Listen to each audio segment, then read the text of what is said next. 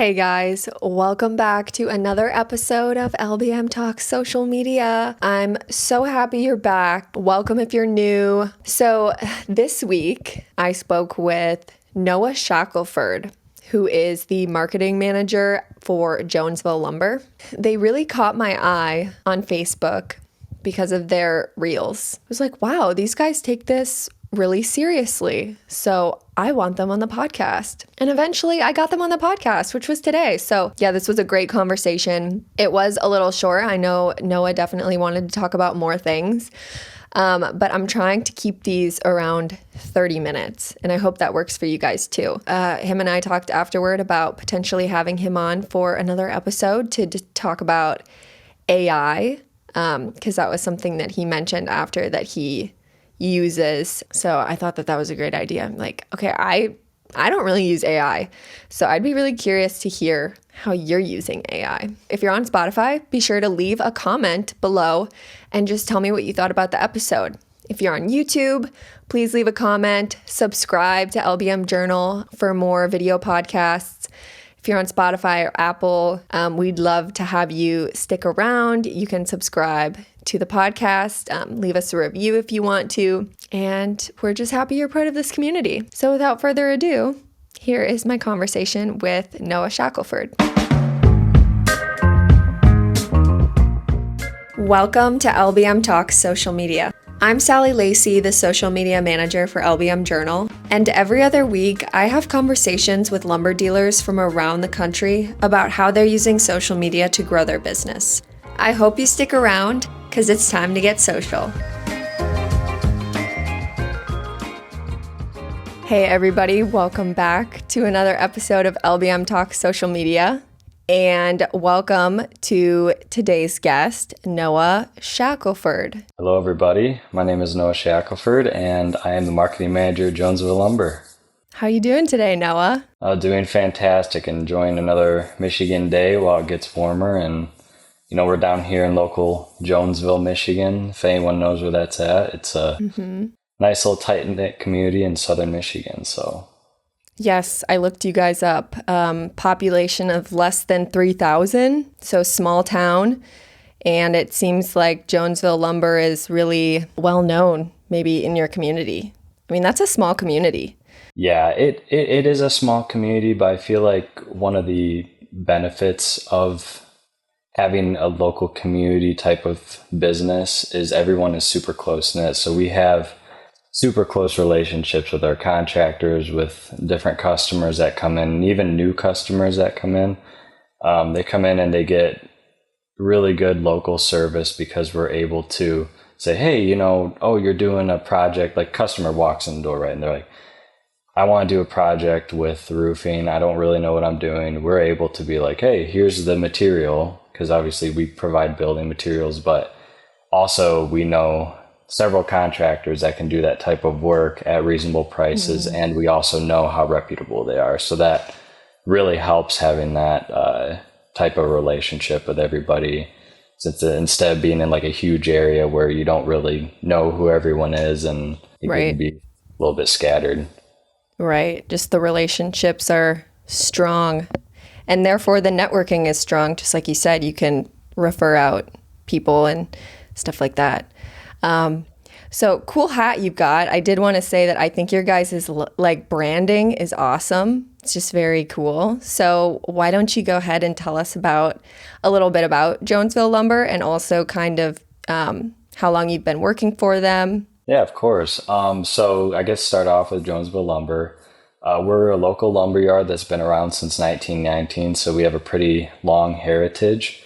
We really value great customer service and providing quality building materials to people.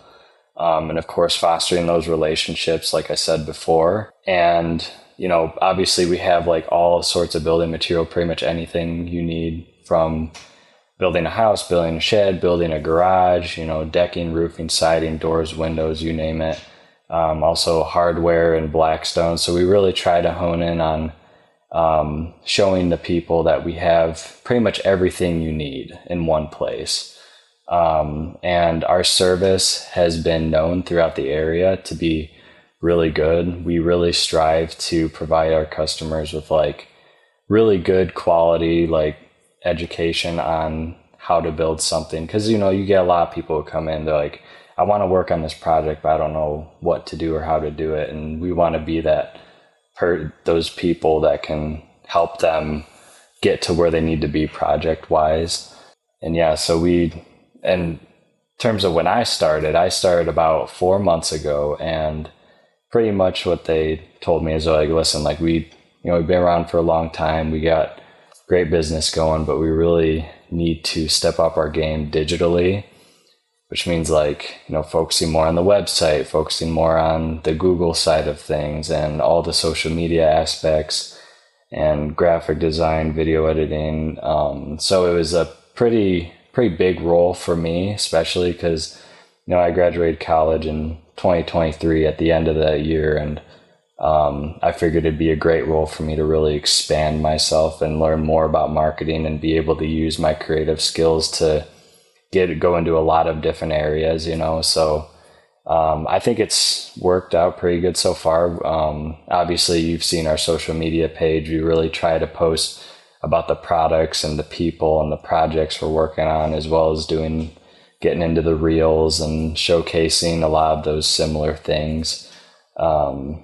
So I think it's been really good. And, we've even had customers come in like, oh, we love that video or we love that post. And as someone working in social media, that's really good to hear. Right. It's so nice to hear. Yes. So when you kind of got started on the digital marketing, how much of that would you say is social media? I say honestly, like majority, because if you think about it, like marketing is where the people are at. You know what I mean? Back then, marketing was mainly radio or mainly television because that's where the people were at. You know what I mean? Mm-hmm. But nowadays, I mean, most of the people have one of these sitting in their pocket. So where are they at most of the time? They're on social media. They're checking out their friends, their family.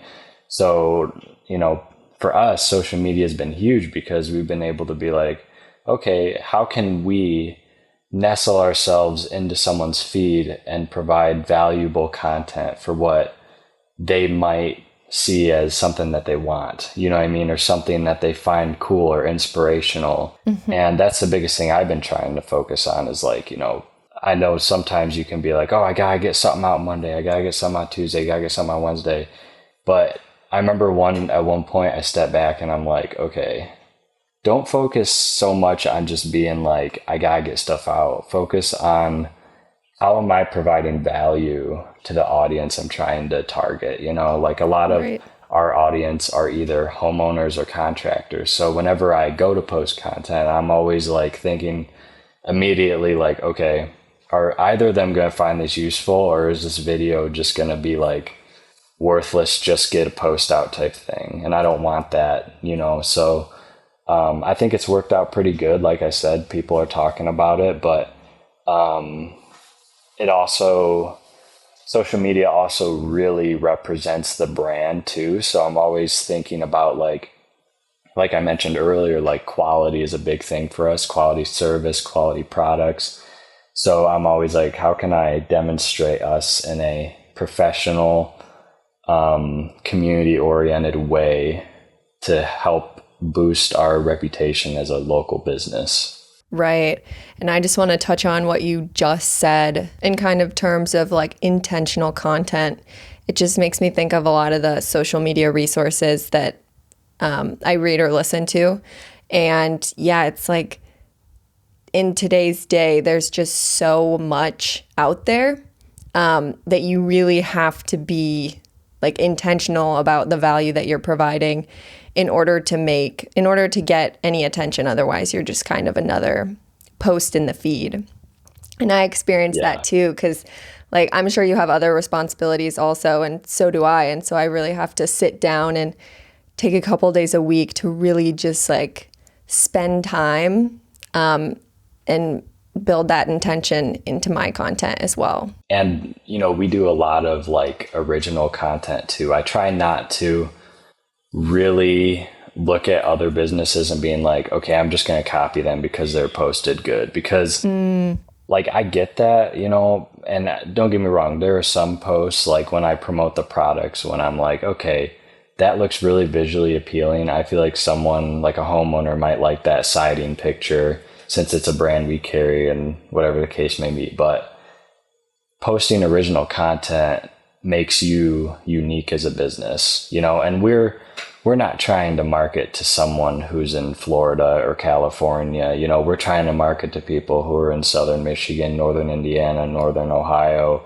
you know, around the area that we can deliver material to and sell material to help promote those projects. You know what I mean? So we are more concerned about just showing, hey, here's the products we have, here's the quality service we have, and here's what you can expect when you work with us type deal. You know, and that a lot of that original content helps promote that, and people like coming in and being like, hey, I recognize that guy. I worked with that guy. You know what I mean? That's part of that localness I was talking about. Yes. So you guys, at least from what I've seen, are on Instagram, Facebook, and LinkedIn. Yes, correct. And from what I would guess, and you can agree with me or disagree with me, is that Facebook is kind of your most relevant, or like the platform that you use the most, and maybe that your audience is on the most, would you say? Yeah, no, definitely. And I mean, if you just look it up, like Facebook has the widest age audience of any social media platform, and they are the most community oriented platform. And for us, like I said, we are such a vital part of our community that being on Facebook is huge for us. You know, that's where we post our events. That's where we post, you know, us like sponsoring someone or whatever the case may be, anything that's community oriented. That's why it's been such a big deal for us. And really, you know, because I started the Instagram soon after I got here, and my main intention with that is like, okay, I'm going to make something that's a little bit different from our Facebook page, but focuses highly on the aesthetic side of things. You know what I mean? Because Instagram is very picturesque and visually appealing, you know, and and it does reach somewhat of a different audience compared to Facebook. It's more of the younger generations, but you know, making that slightly different than the Facebook, but still kind of posting some of the same stuff. It kind of gives people reasons to follow both pages. You know, it's, you know, you'll probably notice that we don't really post like the reels on Instagram as much. And that's one of the reasons, because, you know, I want it to be like all really high quality photos. And part of that is supporting the brand, you know, because I want the brand to be represented like these guys are professional. Their pictures look really professional, really clean, and they do a good job at, you know, marketing their products, you know. Well, you know what? I bet that Milwaukee versus DeWalt video would be awesome for Instagram. I bet your comment section would just be full of people siding with one or the other. Yeah, and you know, obviously I say that, like, I want everything to look super aesthetic and nice looking. And I'll admit there are times when I'm like, maybe I should post some of those reels on there. But again, it's kind of like I've been doing some A/B testing and figuring things out. And, you know, some people say, oh, you should post the same content on Facebook, Instagram, everything you have. But part of me is like, do you want it to be the same thing? Because what if someone that follows you on Facebook follows you on Instagram? Like, do they want to see the same exact post 3 different times if they go on 3 different social medias? Or like one thing that I've done is, and you wouldn't really notice this unless you followed us both on Facebook and Instagram, like I was talking about, but I put unique behind the scene pictures on Instagram. So like one of our guys loading up the truck, one of our guys stocking the shelves, and I'll put a little caption talking about like, you know, we care about stocking the shelves and making sure our customers have everything they need for whatever project they're doing, or we take the time to really bring the materials to you in a really safe way, because we really do. These are things that people just don't see. Right. They're more like that behind the scenes content, but Right. I don't post that on Facebook, so there's like, Mm-hmm. I'm still figuring it out, but it's that Mm-hmm. underlying question of like, do you just post everything on everything, or do you just post some things on both, which is what I'm doing, and then have like the reels on Facebook and the behind the scenes on Instagram, Right. Yeah. so It definitely takes time to figure out. That's just the reality of it. Like one thing that I think is that you totally can post to all three platforms, but I think something that's just going to naturally happen is say you post one piece of content to all three platforms, it's going to naturally perform better on maybe one, maybe two. And so like it kind of like naturally weeds itself out because the platforms are different. So like posting that Milwaukee DeWalt to LinkedIn probably, wouldn't perform as well as like on the more entertaining platforms.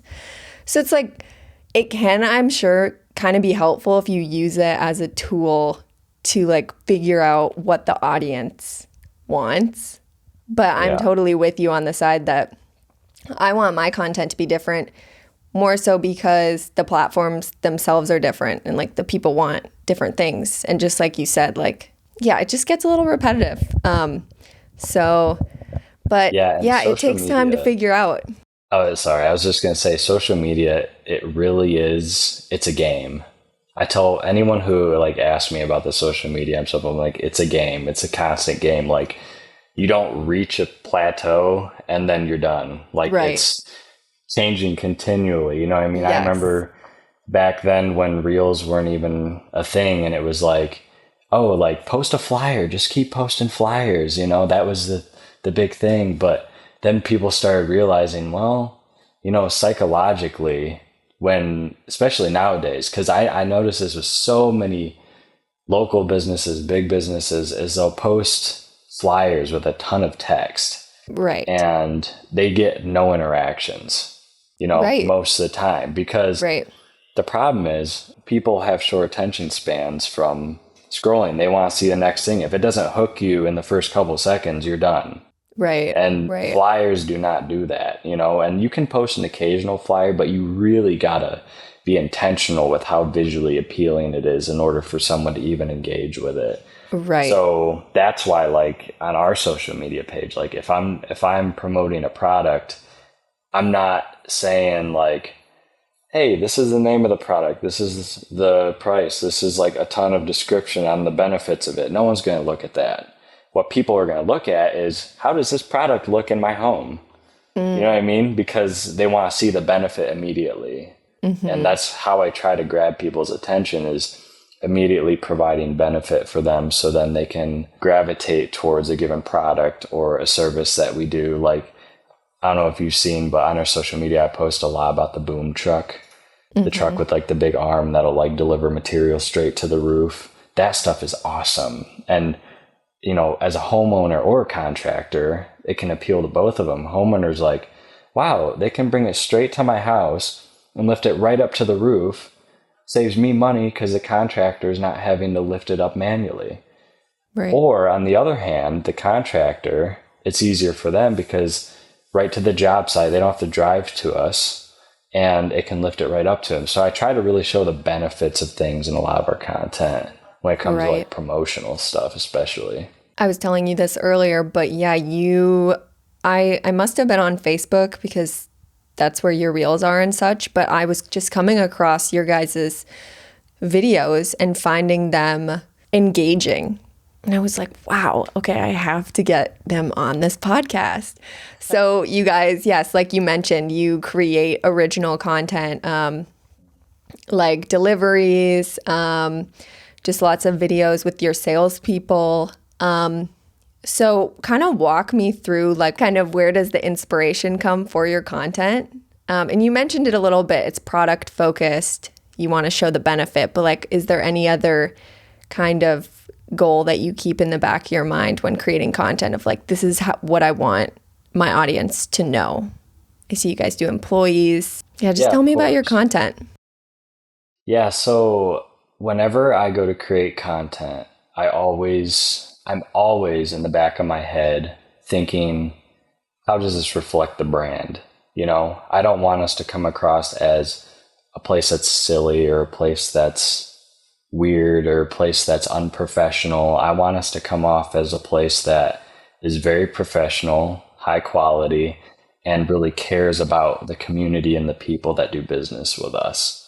So that's why you'll see like us highlighting like projects, because that's something that like, this is our boom truck and this is a guy who really knows what he's doing and how to operate it well and gets the job done right. Or here's, someone, you've probably seen videos of our sales staff talking about different products around the store. Yes, and I love those. Those are so great. They're educational. Yeah, and that's a big thing too, is like, if you think about it, a salesman who has education about a product or a service, that's how you win a customer over, and we want to make our customers the most satisfied they can be by providing them with the knowledge that they don't have, filling in that gap, like I mentioned earlier. But anyway, so like when I'm going to create content, I really think about the brand, like make sure it reflects the brand. And then from there, I'm like, okay, audience wise, is it appealing to either a homeowner, a contractor, or both? Because it has to. I'm not going to make something that's appealing to someone who is interested in music or interested in, some other thing that's not related to our business, right? So once I figure out those two things, then I have a list of different like content buckets, if you will. Yeah. You're probably familiar with this. Yeah, tell me about those. So I have buckets that are like fun content. You've seen like the Q&As, like the Milwaukee DeWalt, that's part of the fun content. And then we also have stuff that's educational, like I just talked about. And then talk about projects. And then sometimes, and I have some that also relate to like, just like trying to highlight products as well. But once I figure out one of those buckets, then it's kind of funny how this works, but you might relate to this as well. But being in the creative field, sometimes it takes just walking around or like not being focused on a specific thing.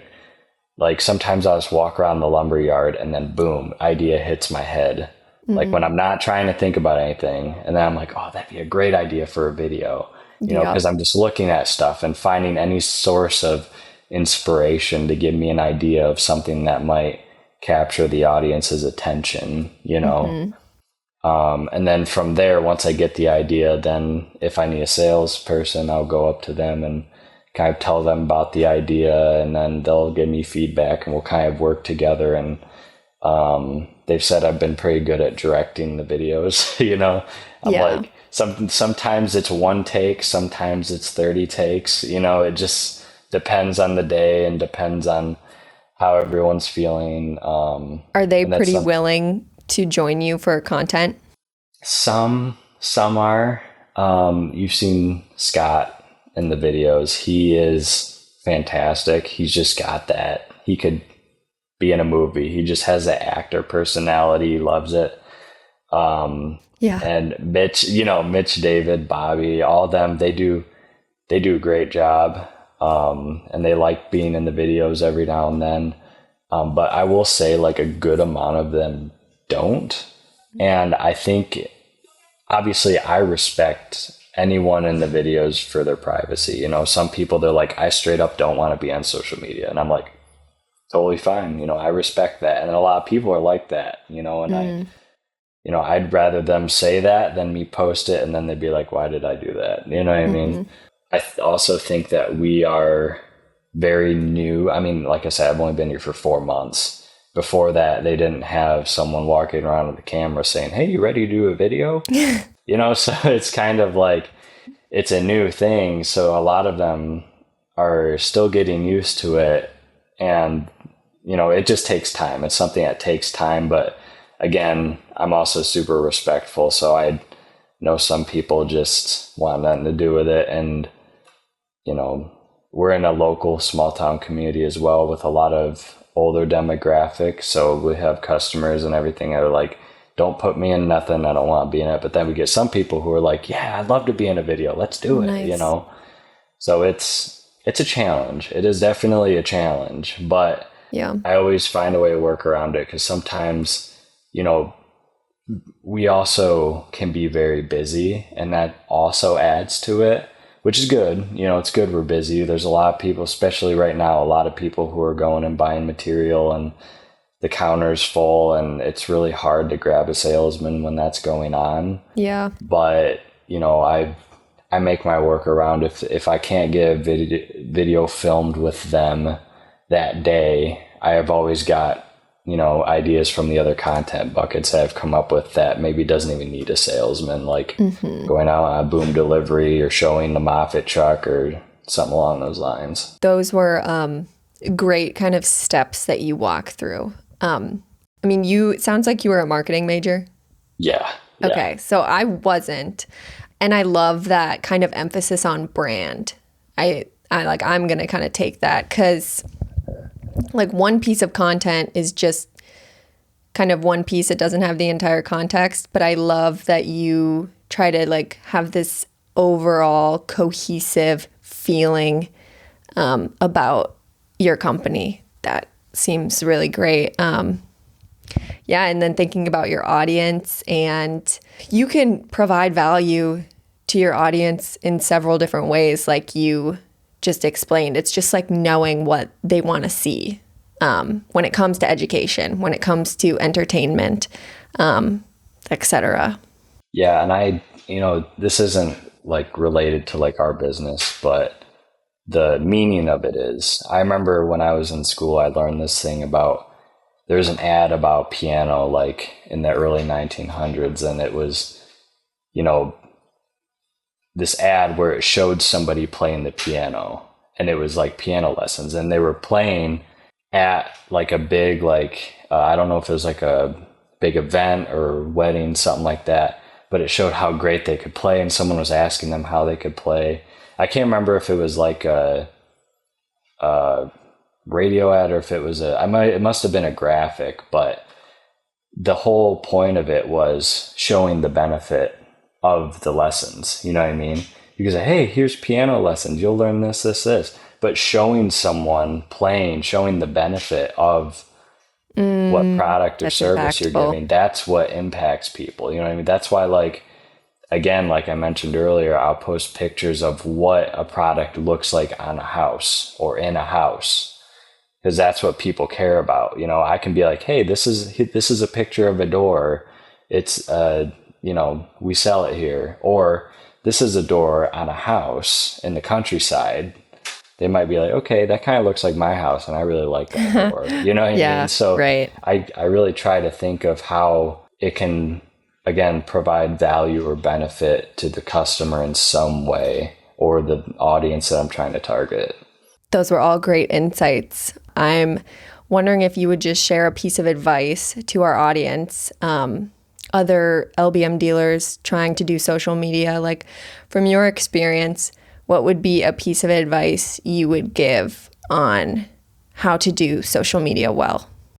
Yeah, so my biggest thing is, I guess I have two main points for anyone who is really looking to improve their social media, or at least get a start on it, is number one, be consistent. I've seen so many times when people get on social media and they post for a week and then they get busy, and then all of a sudden they haven't posted for 2 weeks, and then they're wondering why their content stopped getting engagement. Well, you got to keep showing up in people's feed, or the algorithm is going to completely shut you down. And that is huge. Like, we post I have a consistent schedule every week, 3 times on Instagram, 5 times on Facebook. And that's what I do every single week. There's never a week where I don't do that. And then number 2, the biggest thing, and I've highlighted this a lot, like especially talking about the original content, is be authentic, because authenticity is what makes you stand out as a business.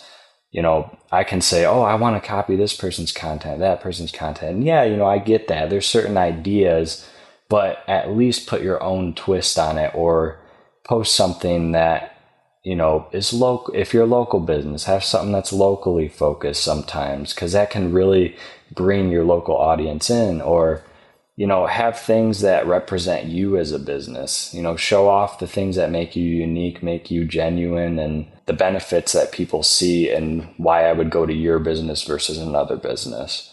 Totally. So that's my best advice. Well, thank you, Noah, so much for joining us. Of course. Thank you for having me, and good luck to anyone who's trying to start a social media page. You got it.